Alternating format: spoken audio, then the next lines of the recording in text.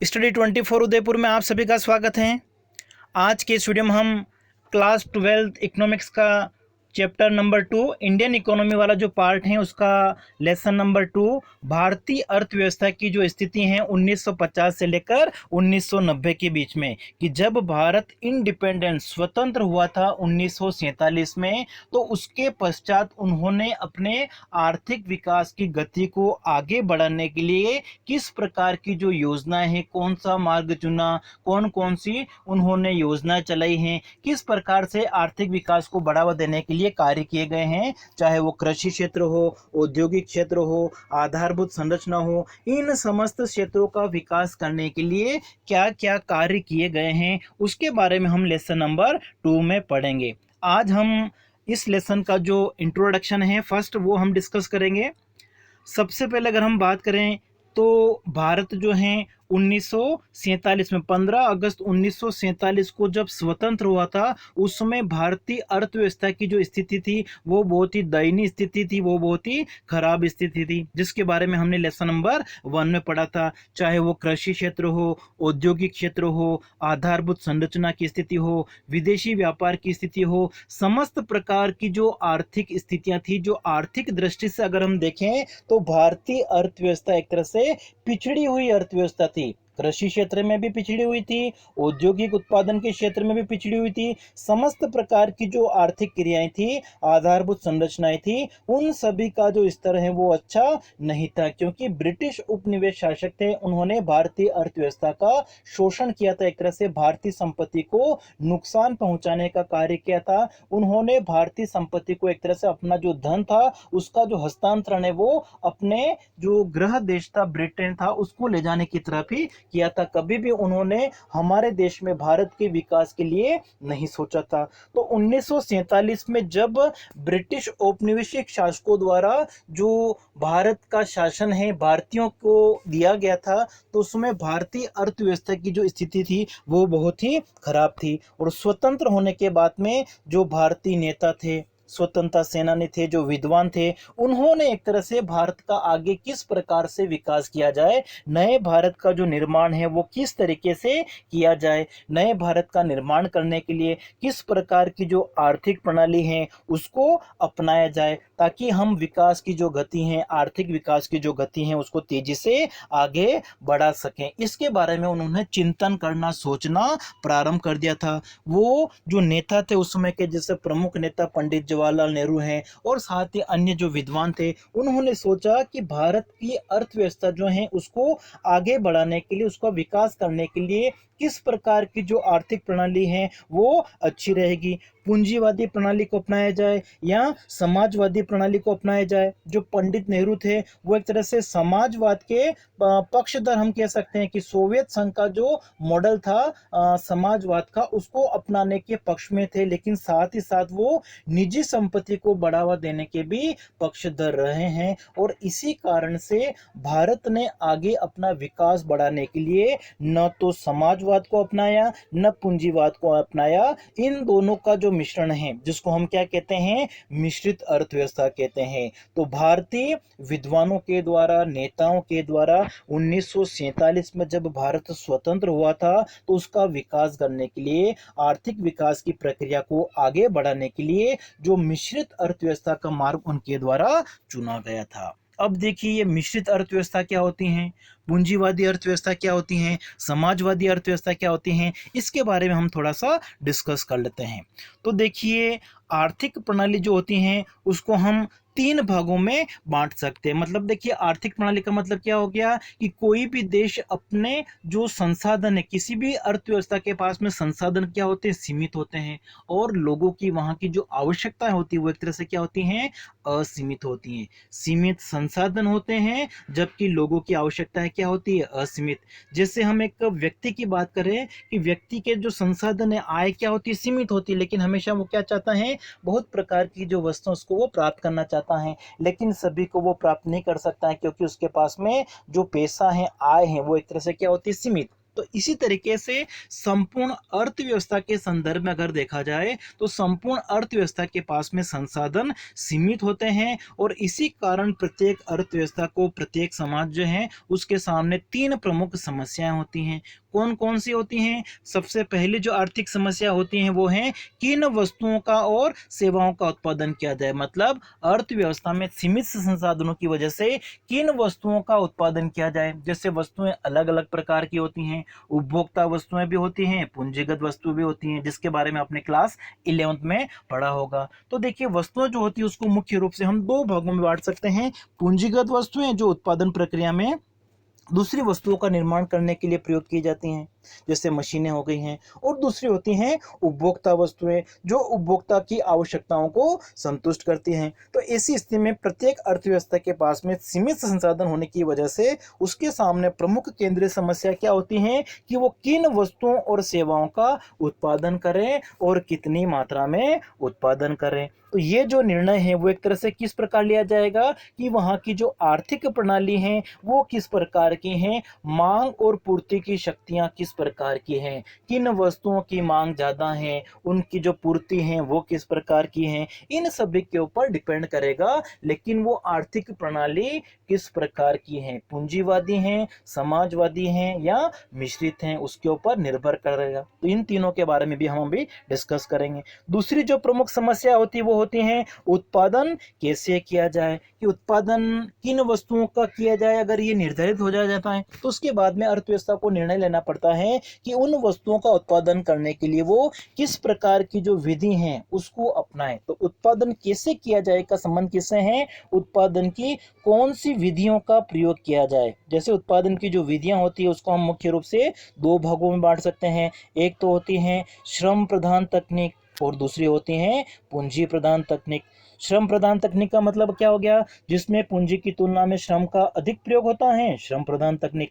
जिसमें पूंजी का अधिक प्रयोग होता है उसको हम कहते हैं पूंजी प्रधान तकनीक। तो प्रत्येक अर्थव्यवस्था को यह निर्णय लेना पड़ता है कि वो उत्पादन करने के लिए कौन सी जो तकनीक है उसको अपनाएं, श्रम प्रधान तकनीक को अपनाएं या पूंजी प्रधान को। अगर पूंजी प्रधान तकनीक को अपनाएगा, श्रम का प्रयोग नहीं होगा तो बेरोजगारी की समस्या उत्पन्न हो सकती है, और अगर श्रम प्रधान तकनीक को अपनाया जाएगा तो उत्पादन की जो गति है उसको आगे तेजी से नहीं बढ़ाया जा सकता है। तो इन दोनों में संतुलन रखना आवश्यक होता है। तो ये भी एक तरह से आर्थिक प्रणाली के सामने प्रमुख समस्या होती है। और फिर उत्पादन की विधि और उत्पादन की मात्रा अगर निर्धारित हो जाती है तो इस स्थिति में उत्पादन किसके लिए किया जाए, मतलब जो उत्पादन के साधन उत्पादन प्रक्रिया में योगदान दे रहे थे। जैसे कौन कौन से साधन होते हैं? भूमि, पूंजी, श्रम, साहस, इस तरीके से उत्पादन के साधन होते हैं। तो इन उत्पादन के साधनों को आय का वितरण किस प्रकार से हो, कितना भुगतान किया जाए ताकि ये वस्तुओं एवं सेवाओं को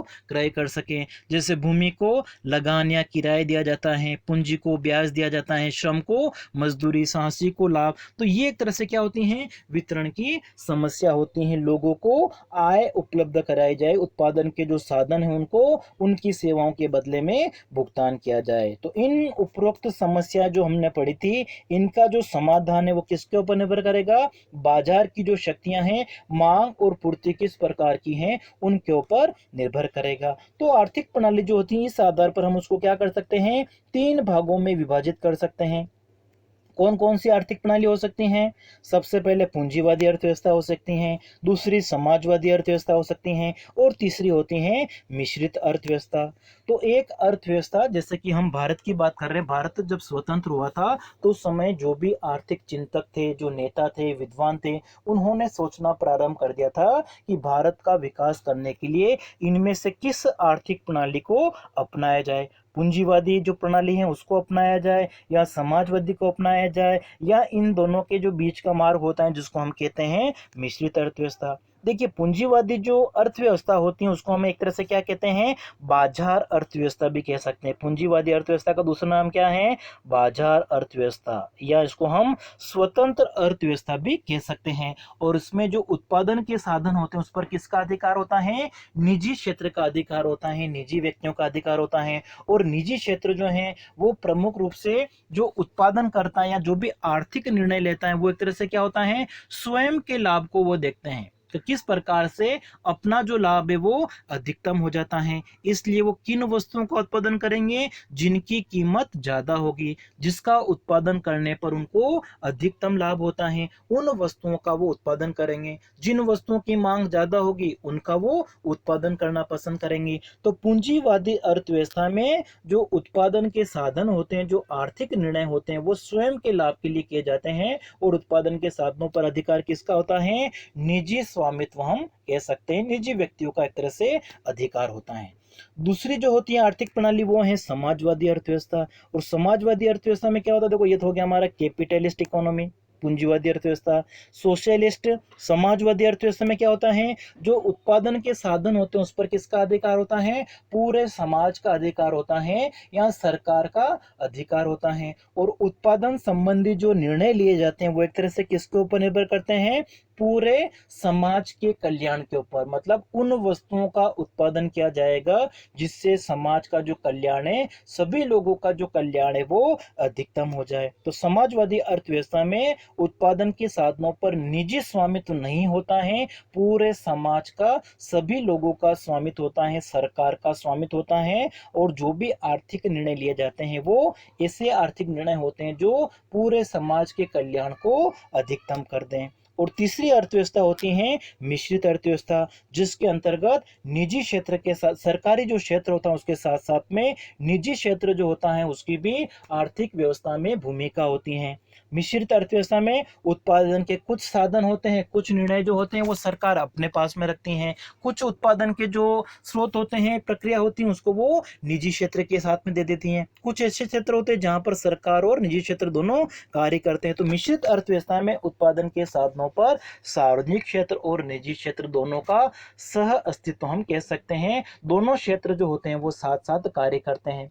सरकारी क्षेत्र जो होगा वो समाज के कल्याण को देख के कार्य करता है, निजी क्षेत्र जो होता है वो अपने लाभ को, अपना जो लाभ है उसको अधिकतम करने के लिए वो कार्य करते रहते हैं। तो इस प्रकार से हम विश्व में अगर हम देखें तो तीन प्रकार की अर्थव्यवस्था देखने को मिलती हैं। और भारत जब 1947 में स्वतंत्र हुआ था, तो 1947 में स्वतंत्र होने के बाद में भारतीय अर्थव्यवस्था ने अपना विकास करने के लिए, या जो चिंतक थे, राजनेता थे, उन्होंने मिश्रित अर्थव्यवस्था का मार्ग जो है वो अपनाया था। देखिए रशिया में जो समाजवादी अर्थव्यवस्था थी उसका भी प्रभाव पड़ा था, लेकिन जो अधिकतर विद्वान थे वो एक तरह से मिश्रित अर्थव्यवस्था के ही पक्षधर थे। मतलब कि वो सरकारी क्षेत्र का नियंत्रण तो चाहते थे, लेकिन साथ ही साथ जो निजी पूंजी थी उसको भी वो प्रोत्साहित करना चाहते थे। और इसी उद्देश्य को पूरा करने के लिए, भारत का नव निर्माण करने के लिए मिश्रित अर्थव्यवस्था का जो मार्ग है वो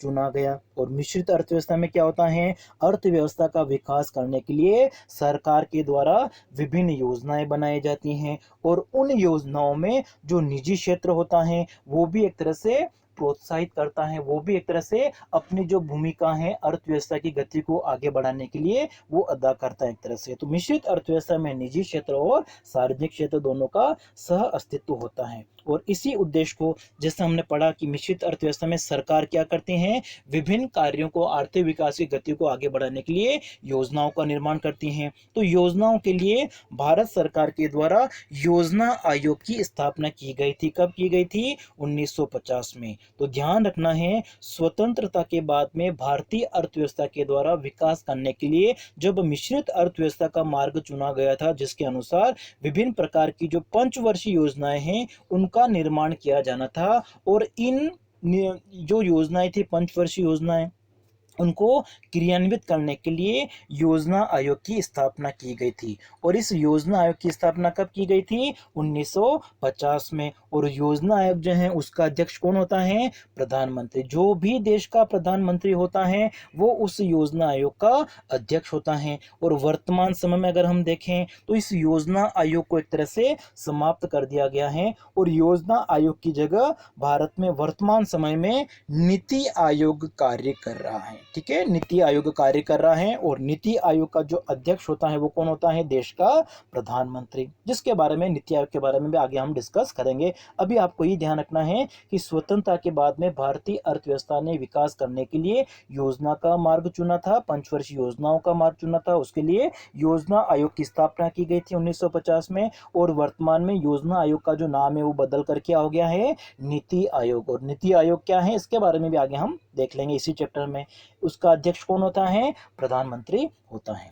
अब देखिए योजना क्या होती है, जैसे हमने कहा कि भारतीय अर्थव्यवस्था के द्वारा योजना का मार्ग चुना गया था, ठीक है, जो भी विद्वान थे, जो नेता थे, उन्होंने विकास करने के लिए योजना का मार्ग चुना। तो योजना क्या होती हैं कि किसी भी देश के पास में जो भी संसाधन उपलब्ध हैं उन संसाधनों का किस प्रकार से प्रयोग किया जाए ताकि जो भी उद्देश्य की हम प्राप्ति करना चाहते हैं, कोई विशेष उद्देश्य है या कुछ सामान्य उद्देश्य होते हैं कि अर्थव्यवस्था का जो विकास है वो निरंतर बनता रहे, सामान्य उद्देश्य होते हैं, और कुछ विशेष उद्देश्य होते हैं जैसे कि उन योजनाओं का प्रयोग करके अर्थव्यवस्था में जो बेरोजगारी की समस्या है उसको दूर करना है, अर्थव्यवस्था में जो गरीबी की समस्या है, निर्धनता की, उसको दूर करना है। तो इन विशेष उद्देश्यों को या सामान्य उद्देश्यों को एक निश्चित समयावधि में प्राप्त करने के लिए जो भी योजनाएं बनाई जाती हैं उन संसाधनों का हम किस प्रकार से प्रयोग करें उसको क्या कहा जाता है, योजनाएं कहा जाता है। और भारत में पंचवर्षीय योजना की जो अवधारणा है वो कहां से ली गई है,